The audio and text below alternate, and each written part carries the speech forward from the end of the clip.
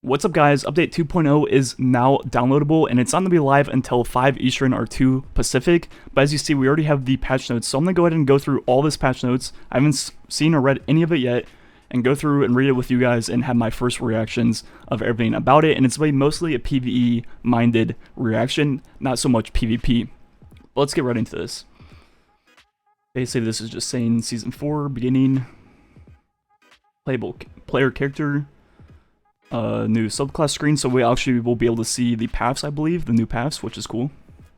Exotic armor, Hunter, Orpheus rig, super energy on Bloom, and damage sharing, interesting. Raised base super mount that you receive from tethers to create a more consistent, less exponential experience. So I wonder if that means as you make more and more orbs, it's gonna be like not as, you know, like in the Argus fight where you just make infinite orbs, it's not gonna be like crazy like that. Oh, more powerful enemies are tethered. That's a good change. I like that. The quiver, additional tether shots, interesting. Does not grant ability energy on tethering targets. Nighthawk now grants 33% of your super energy back if the target is killed. I really like that. That's a really cool change. Wormhusk, gain nerfs, I believe. No health regen. Knucklehead radar, enhanced radar, Omega Lol, Lucky Pants, extended duration of illegally modded holster, Omega Lol, Summon Vow, skip grenades, return some energy when it damages an enemy. That's cool. Any buff to exotics that help with recharge rates, that's all really cool. Now moving on to relevant characters like Warlock. The Stag Rift drop from death now has standard rift duration. I never even used that thing, so I'm guessing it was shorter. This is good.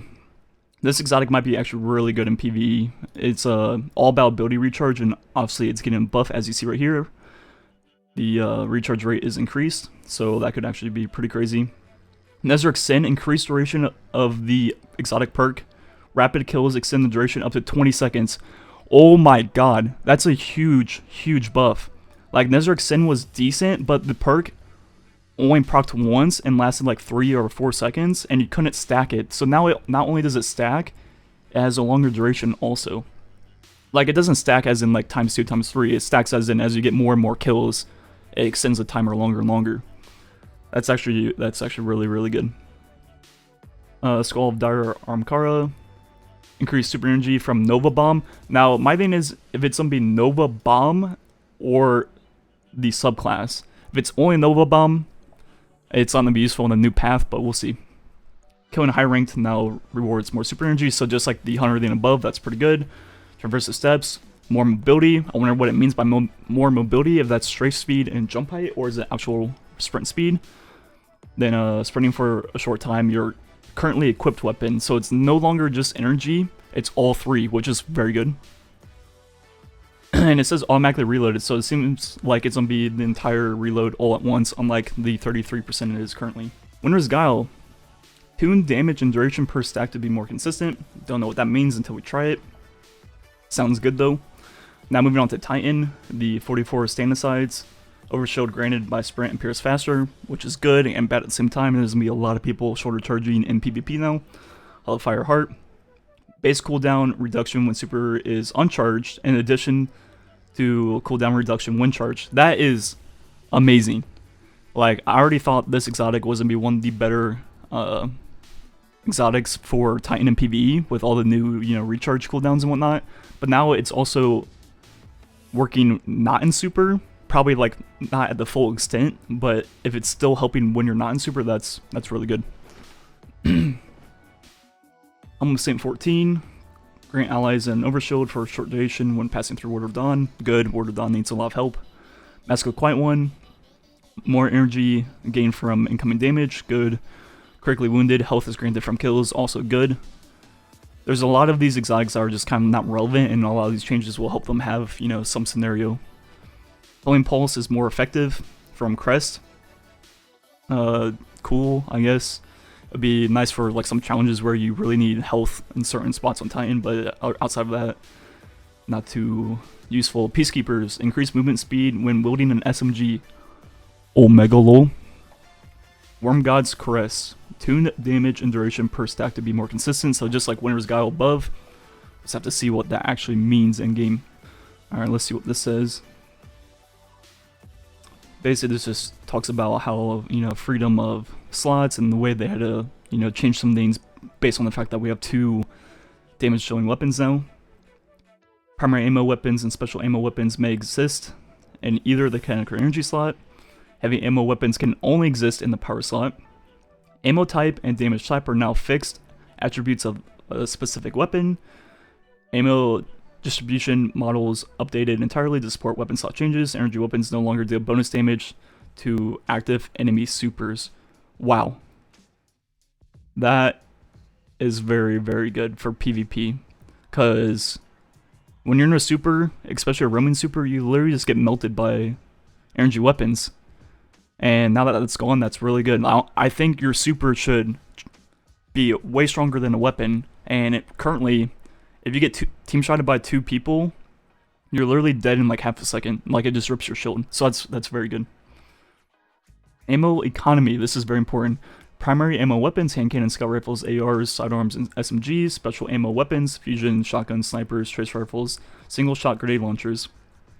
Heavy ammo weapons, the drum grenade launchers, rocket launchers, linear fusion rifles, and swords.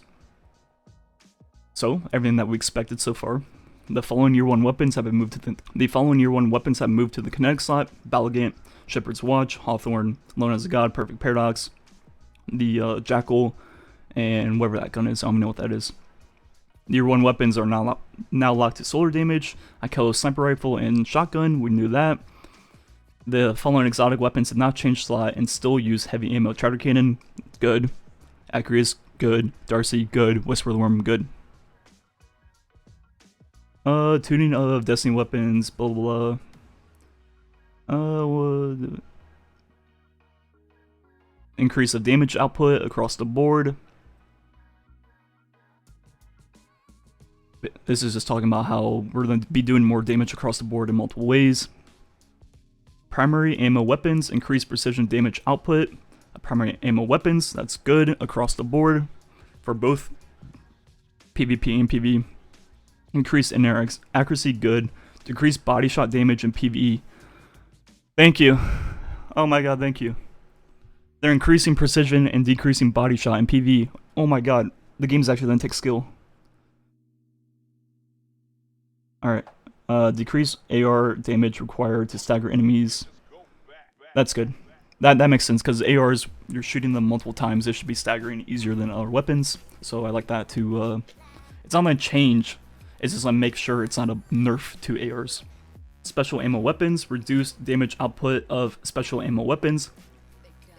Increase damage of trace rifles. Trace rifles now disintegrate defeated enemies.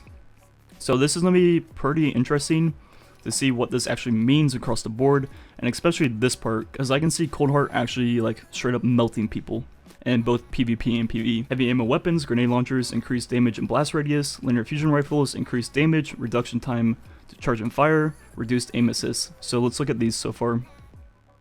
That, not good for PvP. That's not good news. Linear fusion rifles, increased damage, very good news. Reduced time to charge and fire, great news. Reduced aim assist, I mean, whatever. Alright, so swords, increased ammo, thank God. Thank you. Whatever you believe in. Swords and D1, exotic ones had 80 ammo, and now they have 27 to 31. Like, hello? Increased damage, mitigation. Increased damage mitigation when guarding. Okay. But this needed to be done by a factor of 2 to 3x. That was necessary. Exotics, sleeper simulant. Fixed issue where charge time was not displayed properly on weapon.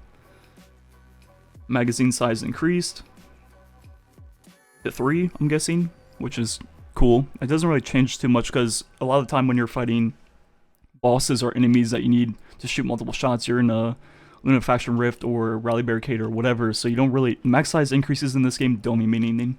Am I reading this correctly? Reduced base damage on the sleeper simulant. Probably the weakest power weapon in the game if you actually look at the numbers, and they reduce the base damage. Well, this gun's dead. It was already dead, but now it's even more so dead.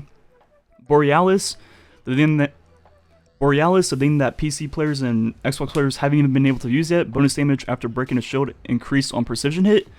A buff. Cool. We never used it yet, but getting a buff.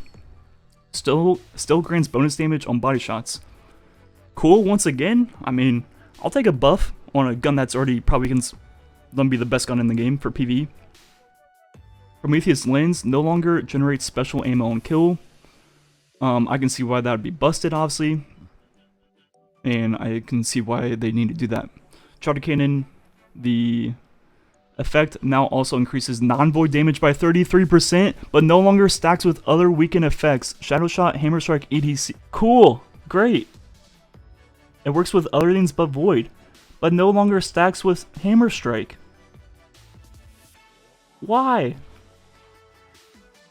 Why? Why do you have to nerf our fun? Why can't you just make bosses have more health? I mean, it's whatever. I mean, we'll get over it, but that's still, I don't think that's necessary at all. Like, I don't think you should be punished for using buffs. It's an MMO. But, whatever. Okay, explosive payload. Reduced bonus damage output. Thank you. I mean, I'm not a fan of explosive payload in the first place, but I wish it'd get nerfed. That way people wouldn't use it, because it just hurts people in the long run. Ambitious Assassin, increased time allotted between kills to earn bonus ammunition. I can't speak. I guess that's cool. It only stacks up to 5x anyways, so I mean, getting 5 kills in the amount of time wasn't really that difficult in the first place, but I mean, a buff is a buff. Backup plan, decreased amount of time must be stowed for perk to become available. I don't even know what this perk is. Is that the cocoon of this game? If so, that's a good buff. Box breathing. Okay, here we go. Reduced time required to perk. Okay, I can't read. Let's try that again. Reduced time required for perk to activate. Reduced precision bonus. Perk now resets after firing. This is a massive nerf. Like, this gun... Alright, let me explain something real quick. I'll probably make a video on this once I actually have a gun in my hand with box breathing. So, box breathing, depending on how long it takes to activate the perk, let's say you can shoot 2 shots off in the amount of time it takes to perk or to proc. If this is not a more than 2x bonus, which it isn't even currently, and it looks like it's only getting nerfed, there's no point to proc it for 1 shot and 1 shot only. If you can shoot 2 shots in the time it takes to proc, and that 1 bullet doesn't get 2x damage, you're wasting time procking it. It's very, very simple. Like, this is a terrible nerf, and they didn't think through it at all. Like, they didn't think through it at all. I can't even speak. That's how, like, annoyed I am at this. Like, if you're gonna make it only on the first shot, you have to make it worth the time it takes to proc. Period. Like, it needs to be a 3x bullet, or not even higher. And they lowered it. Like, this perk literally just went out the window. High impact reserves, damage bonus granted earlier in magazine.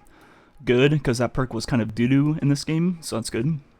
Grave Robber now reloads your entire magazine. Grave Robber is actually kind of nuts already on like things like the PSMG, and this is just even better. Primary ammo is granted directly to magazine. I don't know what that means.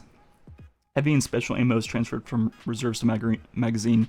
Oh, so basically it means primary ammo, it just like appears out thin air, and heavy and special, it pulls from reserves, so it's not infinite ammo. Field prep, increase inventory reserves. Good. Increase stow, ready, and reload speed when crouched. Cool. That's actually a pretty good perk, honestly. Like, the reload speed when you're crouched is already insane, and if it's getting higher, then also swap speed, basically handling in general, then also a buff to reserves. That's actually a pretty good perk. Oh no, this is Cocoon. I don't know what that perk above was. Reduced time required for the perk to activate when it's stowed. Once again, good. Opening shot. Increased fall off range. Weapons do more damage at longer ranges. So your first shot basically has more range and accuracy, which is good. Triple tap grants ammo directly to the magazine, no longer pulls from reserves. Good. So triple tap is basically going to be the go-to sniper perk instead of box breathing now. Box breathing is literally going to be useless, and I'll probably make a video about it once I have a gun in my hand. Mods, starting with 2.0.0.1, Year 1 mods can no longer be inserted into gear weapons, they're basically frozen. You will no longer be able to insert any mods into Year 1 gear or change the elemental damage come next week. Fix an issue where rocket launcher stability stat was not working as intended. Fix an issue where impact causing blah blah. Alright. Moving on. Visual layout for perks, change in subclass, increase base guardian melee damage. We knew about that. 2 melee to kill in PvP, we saw that in the stream. Increased damage of third person melees. So basically all the melees that you go out of first person are now one shot. Increased super bonus damage resistance values.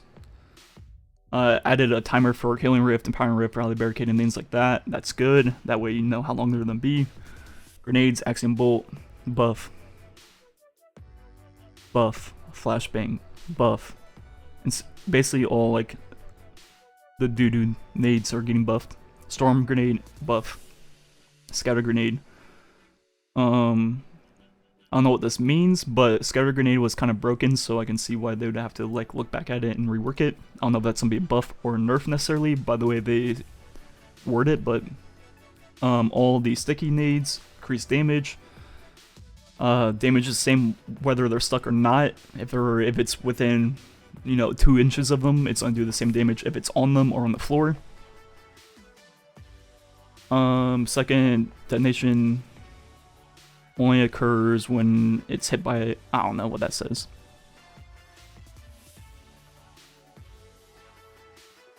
So second detonation hits anyone that's hit by the first one, I think that says. That's kind of weird. But at the same time, pretty cool for PvE, I guess. Skip Grenade, increase impact damage on each skip. Good. Void Wall, increase the damage of the initial Void Wall, so like the first burst that pops out. Increase, that's good. Hunter, Marksman Dodge is now considered a reload. It can interact with kill clip, racking, and things like that. That's really, really good. I wish they'd make the same change for things like the, what's it called? For things like the Huckleberry. Practice makes perfect. Perk now grants super energy on throw knife kills. Cool.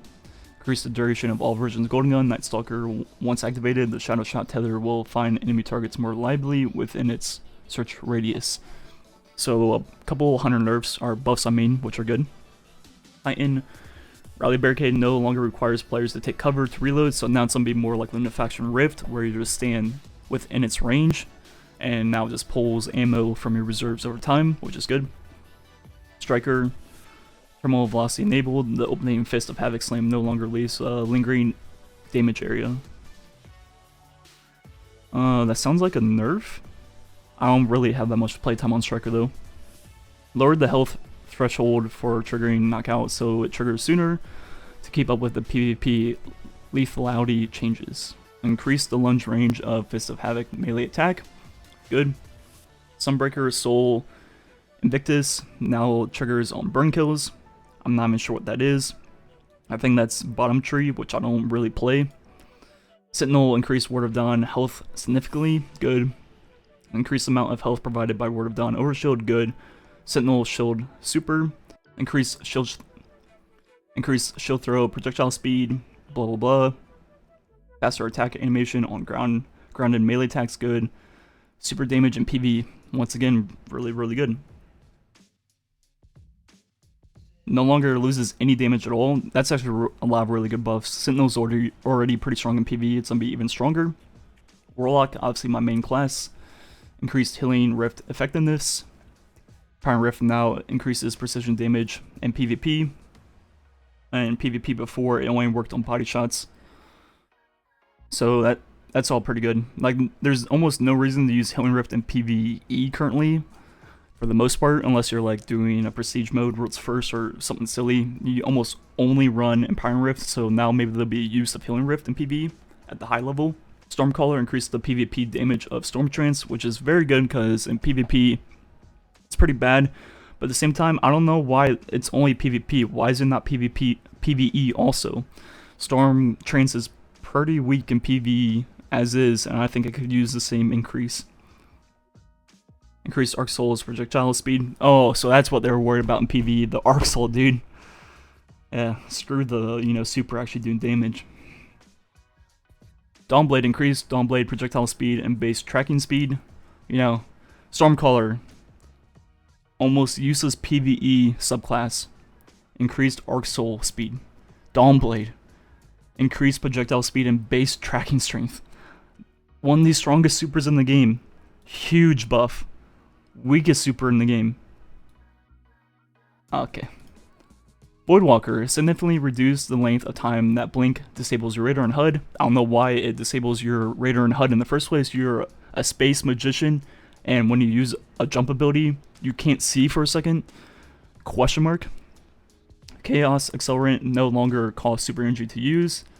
I don't know what this is. That the thing where you hold the grenade for longer to make it more effective? If that's what that is, that's cool. That's very, very cool. Increase the damage bonus granted by yeah, so that's what it is. So Top Tree is getting a huge buff. It no longer takes super energy to charge your grenades, and also gives you more bonus damage. So that's very, very good. Alright, so for a little bit of the rest of this, I'm going to kind of skip over things and not read it word for word, because we got most of the, big news things out of the way. So now in PvE, there's going to be daily heroic story playlists. Meditations are gone. Share modifiers with heroic ventures and strikes, which is good. 200 power for year 1, then Forsaken ones will be 500. Destinations.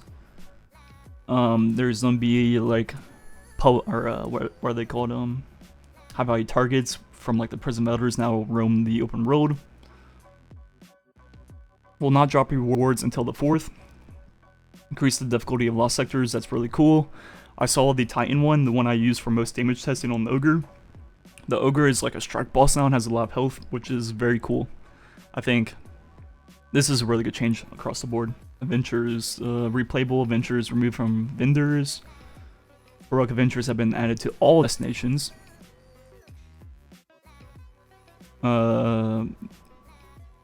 So all the new planets that don't have heroic adventures will only be there during Flashpoint weeks, which is cool. Random heroic adventure will be available each day. Mercury, Mars, heroic adventures are unchanged. Heroic adventures will share modifiers with daily heroics and strikes. Moving on to strikes, Vanguard strikes.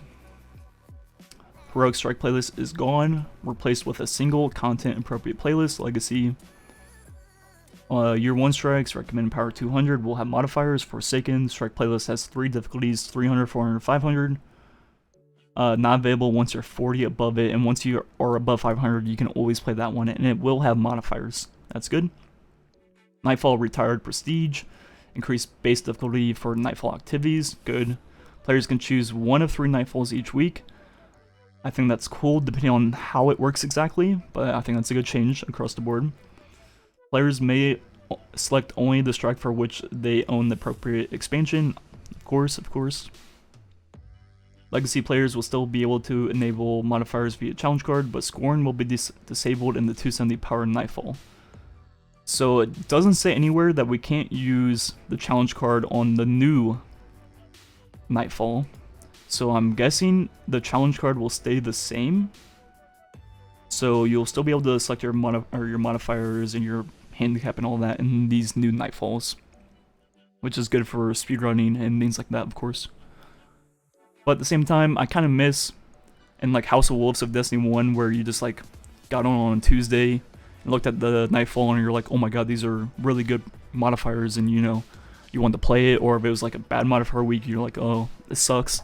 Man, that's just gone. Like every Nightfall is the same, which is kind of lame, but I don't know. Escapees from the Prison of Elders now appear in strikes, lost sectors, and public areas. Crucible, new ammo model for maps to for the weapon slot changes, so like where the heavy spawns and stuff like that. Items and economy, general collections, blah blah blah. Collections are unavailable right now, basically what it says. Exotics will now always drop at or above your Guardian's power level. That is terrible. Terrible. Stop giving us ways to power our Guardian outside of in-game activities, thank you.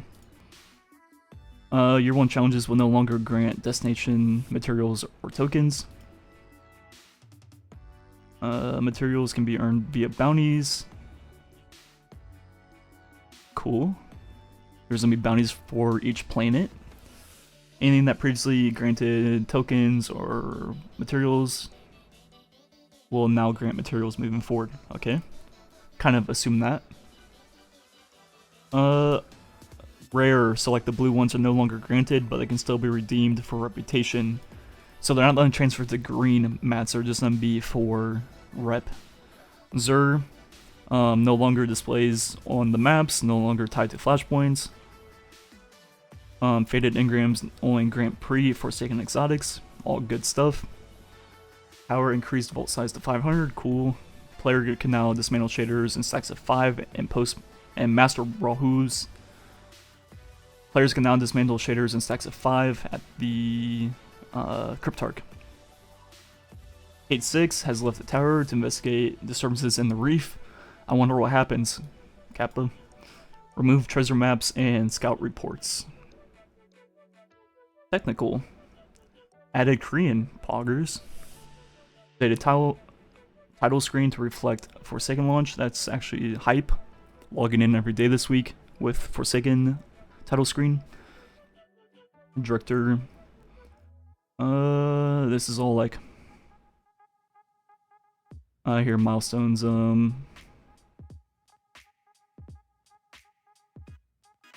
This is a lot of stuff that you can just read on your own. It's not anything like too crazy.